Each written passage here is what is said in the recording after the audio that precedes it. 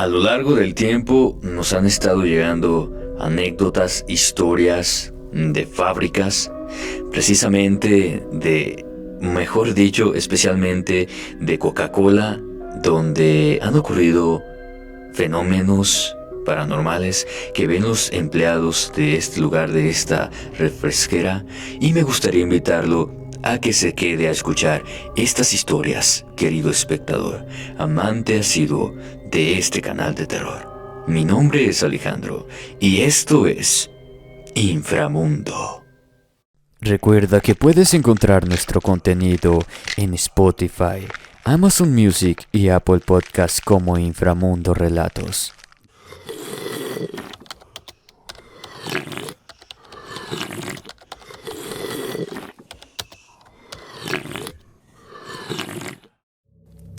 Trabajo en la empresa de Coca-Cola desde hace algunos años. Siempre he sido de los que no creía en las historias de miedo, apariciones y ese tipo de temas que son para asustar a las personas. Pero cuando uno tiene una experiencia con lo paranormal, todo cambia. Muy buenas noches a toda la comunidad de Inframundo. Mi nombre es Néstor y lo que les voy a contar aún sucede en esa fábrica. Desde que ingresé a trabajar en este lugar, se cuenta que esa mancha negra en el piso de concreto de una parte del almacén ya estaba desde su inauguración. No era de agua, ni aceite, ni ninguno de los productos con los que trabajamos. Era negra, pegajosa y parecía parte del cemento. Cada vez que la limpiaban, volvía a aparecer, como si el mismo cemento la escupiera. Nadie prestaba mucha atención en ella, pero en la sala de seguridad los guardias decían que algo estaba pasando, asegurando que de esa mancha salía una figura. Yo trabajo en el área del almacén y en mi turno nocturno siempre converso con los guardias. Cuando ellos comenzaron a contarme lo que se veía en las cámaras o lo que se sentía por esos pasillos, pensé que eran historias inventadas para hacer más interesante el turno, hasta que vi las grabaciones que uno de ellos me mostró. No era un error de la cámara, claramente se podía ver algo emergiendo del suelo, algo que tomaba la forma de un hombre y caminaba por el pasillo que lleva al túnel de entrada del personal. La imagen era borrosa. Parecía una niebla negra y espesa, pero aún así se podía notar su silueta moverse. En varias ocasiones, los guardias intentaron bloquear la mancha, pues aplicaron cajas, colocaron estantes, hasta marcar la zona como fuera de servicio. Pero nada de eso importaba, ya que en cada grabación la figura oscura seguía apareciendo, atravesando los objetos como si no existieran. Y no solo eso, porque empezaron a suceder cosas más extrañas. Los pasillos que se encuentran cerca de la bodega comenzaron a sentirse fríos, tan helados que uno mismo podía ver el aliento saliendo de su boca. Cada vez que pasaba por ahí, un escalofrío me recorría el cuerpo, haciéndome sentir que no estaba solo. La cafetería ubicada cerca del cuarto de seguridad era el segundo punto donde ocurrían cosas inexplicables. Cada noche, los guardias escuchaban gritos de desesperación, como si alguien estuviera atrapado entre las paredes. Aunque salían a revisar, en el sitio no había nadie. Pero no solo eso, pues, las sillas se movían solas. Los vasos caían al suelo y las luces parpadeaban.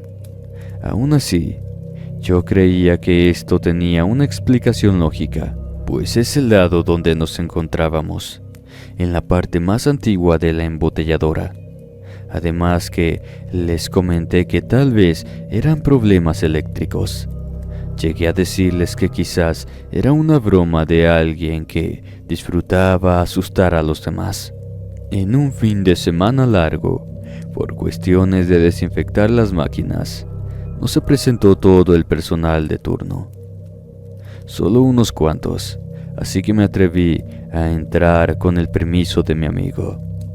Debo aclarar que no sé si fue por curiosidad o simple terquedad, para comprobar que ahí no sucedía nada de apariciones y que esa mancha oscura era de aceite únicamente.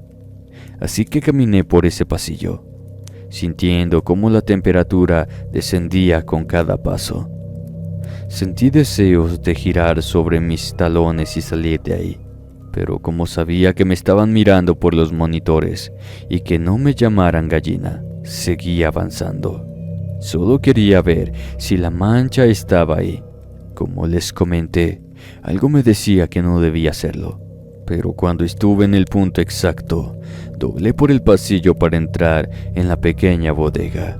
Fue en este punto cuando sentí erizarse mi piel como si no estuviera solo. Encendí la lámpara y caminé hacia uno de los estantes que dividía la entrada en el sitio donde estaba la mancha oscura. La mancha estaba justo debajo donde me dijeron. Me incliné sobre ella para verla con detenimiento. La observaba con atención y no era ni aceite ni nada que se le pudiera comparar. No tiene ni siquiera forma alguna. Estaba tan absorto en ello cuando comencé a sentir mucho frío. Me puse de pie rápidamente. Al momento de hacerlo sentí un mareo, pues les aseguro que sentí como si algo que no se puede ver me atravesó el cuerpo. Tenía ganas de vomitar, pues el sitio se llenó de un olor a cloaca y el frío cada vez más me calaba hasta los huesos. En menos de unos 5 minutos llegó mi amigo preguntándome si me encontraba bien. Le conté que me sentía un poco mareado y fue cuando me dijo que lo siguiera al área de monitores. Ahí estaba Mónica, quien me recibió con una sonrisa de burla y complicidad con mi amigo. Yo comencé a decirle que era un mentiroso, pues no se me había manifestado nada. Fue entonces que me dijo que mejor me sentara, porque me mostrarían algo. Miré hacia la pantalla.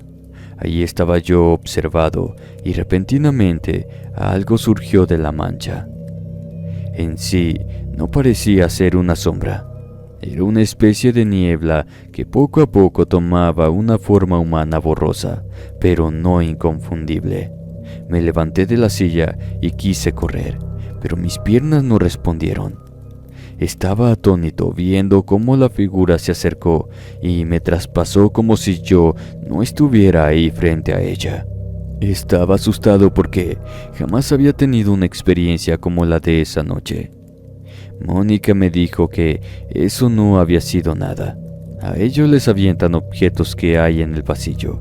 El olor insoportable a carne podrida se sentía en el ambiente por un buen rato, y ni siquiera con incienso o algún aromatizante se disuelven esos olores fétidos.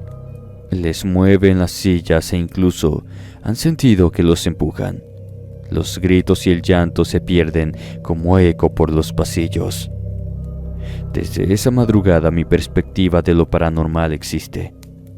Además que nunca le conté a nadie lo que vi y sentí, pues si lo hacía, sabría que me tomarían por loco o peor aún, que me despedirían por haber estado en una bodega que está prohibido su acceso. Además que no pondría en evidencia en ese tiempo a Mónica ni a mi amigo, aunque ellos ya no están en la fábrica de Coca-Cola. Una de las leyendas que se dice de aquella mancha oscura es que se trata del cuerpo de alguno de los albañiles que estuvieron en la construcción del lugar. Otros que se trata de alguien que sabía mucho y que lo ocultaron bajo el concreto.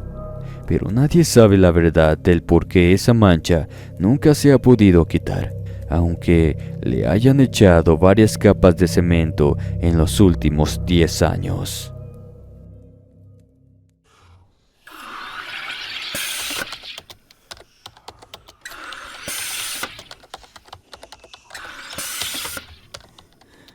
Fui trabajador de Coca-Cola por alrededor de 7 años. Durante ese tiempo fui repartidor, pero con la experiencia que tuve, solo duré trabajando para esa empresa un año más. Mi nombre es Iñaki Suárez. Soy del estado de Sinaloa. Aquí, como en todo el país, hay muchos ejidos, muchas comunidades a las cuales empresas como estas llevan sus productos. Esto siempre me pareció una labor sencilla. Había ocasiones en que la rutina se repetía cada día. Cargar, conducir, descargar y regresar. Mis compañeros Isaac y Francisco eran mi única compañía en esos largos trayectos. Francisco era el chofer, tenía una habilidad única para manejar en cualquier terreno y su experiencia nos daba seguridad. Hasta puedo decir que nos podíamos echar un coyotito en lo que llegábamos a nuestro destino. Pero eso cambió unos años después. En uno de los viajes a un pueblo que se encuentra cerca del estado que colinda con Durango, Francisco comenzó a hablar de un sueño recurrente. Ya tenía casi un mes soñando con un accidente en el que el camión terminaba destrozado en la carretera. Al principio lo tomamos como una broma, un tema para ir pasando el rato en la carretera, algo sin importancia. Pero él insistía en que era demasiado vívido para ser ignorado. Realmente nos reíamos de su preocupación y seguimos con nuestra rutina sin prestarle la atención que realmente requería.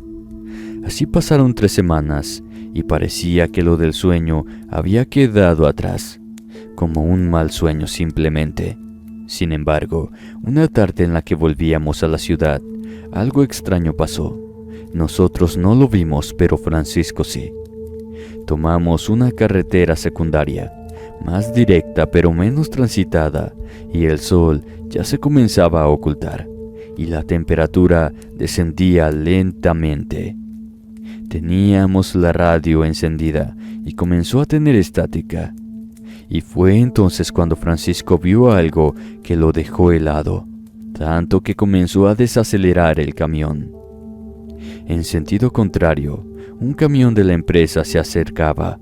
Hasta ahí, nada fuera de lo común. Sin embargo, cuando ambos vehículos quedaron frente a frente, su rostro perdió todo el color.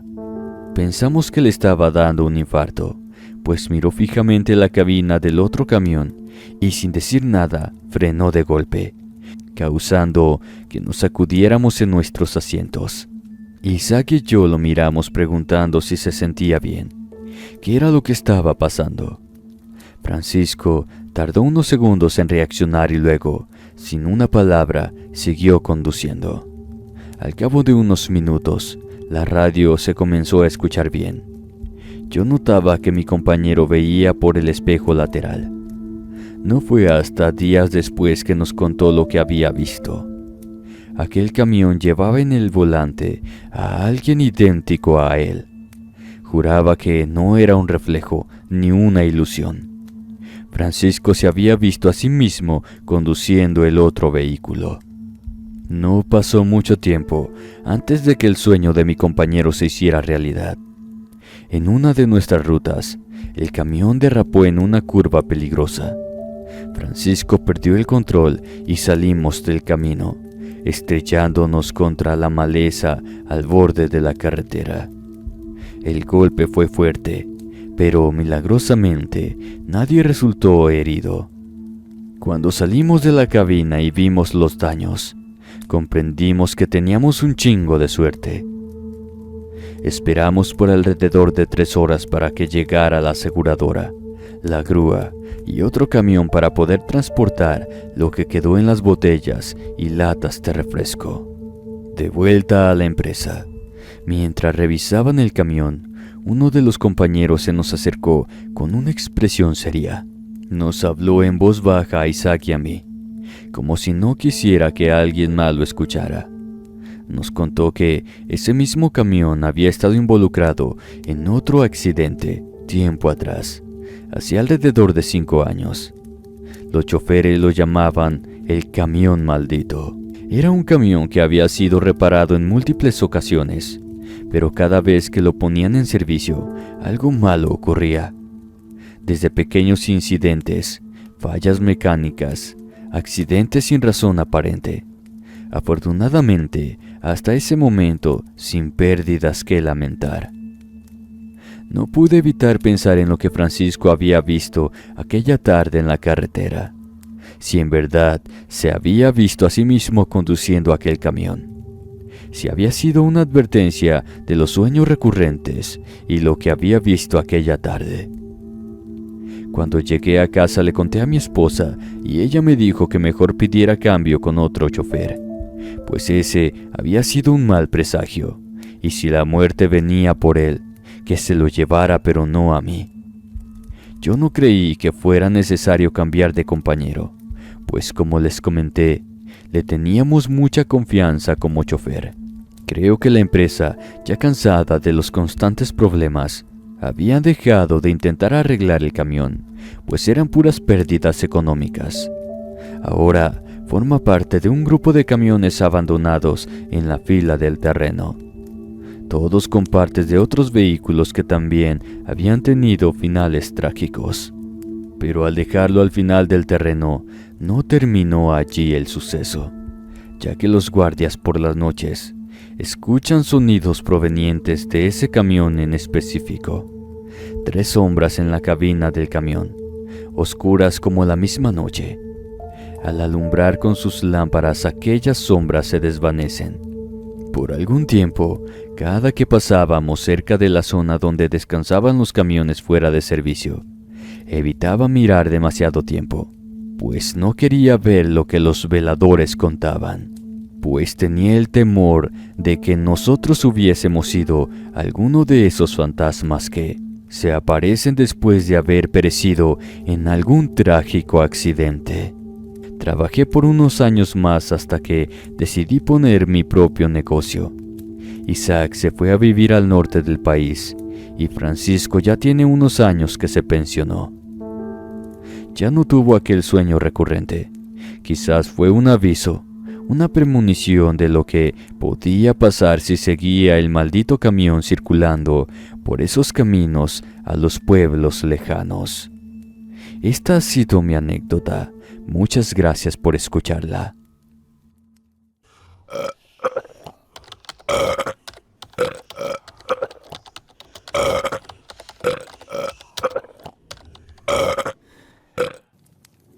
Mi nombre es Jonathan Telles. Trabajo en una embotelladora desde hace varios años. Con el paso del tiempo, ya me acostumbré al ruido constante de las máquinas, al olor del azúcar y los químicos con los que se elabora este refresco, así como también al frío del almacén. Todo en esta fábrica tiene ya una rutina, algo que se repite día tras día sin mucha diferencia. Vemos a los mismos compañeros, traileros, proveedores. Como les digo, todo se vuelve rutinario, excepto el turno nocturno, que es el que la mayoría no desea trabajar. Lo que hasta el día de hoy sucede en el almacén de la empresa Coca-Cola.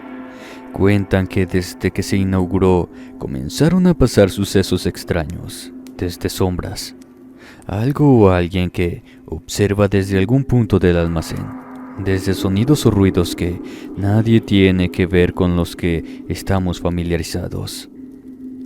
Pero escuchar voces, aunque tengamos puestos los tapones, eso sí que nos causa escalofríos.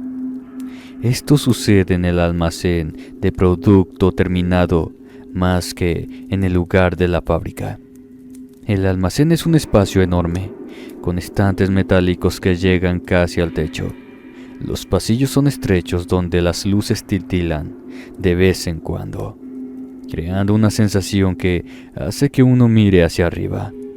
Es un lugar donde nadie quiere quedarse solo demasiado tiempo. Terminando el trabajo, nos reunimos a la entrada del almacén, pues nadie quiere estar dentro de este. Una noche, mientras acomodaba algunas cajas de latas en uno de los estantes del almacén, sentí que alguien hablaba cerca de mí. No le di importancia al principio, porque en esa ocasión había un compañero moviéndose por ese pasillo, cargando, ajustando para colocar más tarimas con latas de refresco.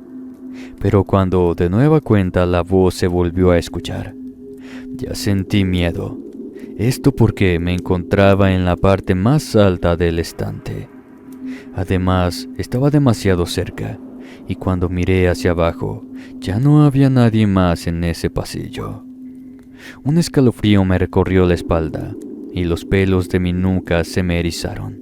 Me quedé inmóvil unos segundos, escuchando con atención, hasta que me quité uno de los tapones y me di cuenta que eran conversaciones confusas, como si un grupo de personas hablara a la distancia. Pero al voltear hacia todos lados, no había absolutamente nadie. Sacudí mi cabeza tratando de no darle importancia. Tal vez eran ruidos que venían de otro lado. Sin embargo, con el tiempo me di cuenta de que no era el único que lo notaba, ya que varios compañeros me confesaron que habían escuchado lo mismo. Voces que aparecían de la nada, cerca de ellos, pero sin que hubiera alguien a la vista. Uno de ellos incluso probó usar tapones para los oídos mientras trabajaba en el almacén, pero aún así, al igual que yo, las escuchaba. Para mí dejó muy claro que no eran ruidos normales y que algo pasaba en ese almacén. Entre nosotros eran solo comentarios, pero esos rumores traspasaron las puertas que dividen el almacén con el área de producción. Pronto se comenzó a decir que en ese almacén espantan, que desde hace años ya venían ocurriendo cosas extrañas ahí. No sé cuántas historias inventaron, pero lo que todos coincidíamos es que solo eran esas voces, nada más. Pues ante nosotros nada se había materializado, pero todo eso cambió cuando nuestro supervisor en turno comenzó a cambiar. El jefe era un hombre serio de carácter fuerte, siempre enfocado en el trabajo y que las cosas se hicieran bien, pero un día notamos que algo en él no estaba bien. Se le veía cansado, distraído, y con el tiempo empezó a adelgazar. Unas ojeras muy pronunciadas bajo sus ojos le daban la apariencia de que estaba enfermo, aunque él insistía en que estaba bien. Pero fue hasta una noche que confesó que había visto algo en el almacén. En un inicio no quiso dar detalles, pero poco a poco nos enteramos de que había visto a un joven en uno de los pasillos. Lo siguió pensando que era uno de nosotros, hasta que se dio cuenta de que esa persona no tenía el uniforme, ni un rostro definido. La cabeza del joven se veía extraña, pues tenía la apariencia que estuviera aplastada. Le dijo que no podía estar en el almacén. Cuando éste se detuvo y se giró hacia el supervisor, en cuanto lo vio, sintió una presión en el pecho, un miedo que no le permitió moverse. El rostro de aquel joven estaba deforme. Su ojo colgaba de la cuenca, su nariz aplastada, y de ésta salía el líquido vital, así como de su boca. Su deformidad era tan horrenda que cuando al fin pudo reaccionar, miró cómo la figura se alejaba de él, traspasando la pared como si no estuviese allí. Después de ese incidente, comenzó a tener problemas para dormir. Decía que sentía una presencia siguiéndolo incluso hasta fuera de la empresa. Se veía cada vez más delgado, como si se estuviera consumiendo poco a poco. Fue su madre quien, al notar su estado, decidió llevarlo con una persona que sabía cómo curar esos miedos que no son normales, a los que muchos los conocemos como curar de espanto. Después de una limpieza y algunas oraciones, le entregaron una medalla de San Benito y le dijeron que la llevara siempre con él. A partir de ese día, dejó de escuchar las voces y nunca más volvió a ver aquella aparición. Pero la impresión no solo le causó aquel susto, sino que le trajo problemas de salud, porque a los meses le diagnosticaron diabetes tipo 2. Nosotros, en cambio, seguimos igual, escuchando las conversaciones que surgen de la nada, esas voces sin origen, sin cuerpo alguno que parecen estar justo detrás de nosotros. No sabemos quiénes son ni qué quieren, solo que están ahí siempre. No piden ayuda, ni siquiera dan muestra alguna de que necesiten algo. Eso es lo más extraño de esto. Muchas gracias por escuchar esta historia. Saludos desde Monterrey. Buenas noches. Antes de retirarme me gustaría leerlos en los comentarios y me digan qué opinan al respecto de estas extrañas historias ocurridas en Coca-Cola. Sin más, quiero enviar saludos para Elvira Carreno 2272, para Evaristo Vergara, saludos para Rosana, saludos para José Mauricio, saludos también para Cristina Maronada, saludos para Mariana Escamilla López 3703. Saludos para Flora Revir. También saludos muy especialmente para Lucy López. Saludos para Sailor Moon 4525. Saludos para Emanuel Morales. Saludos también para Araceli Ramírez, Mauruk 5318. Saludos para Micaela García 6224. Y por último, pero no menos importante, saludos para Pescador 101. Si deseas que te salude en un próximo video, házmelo saber en la caja de comentarios. Mi nombre es Alejandro y esto fue Inframundo.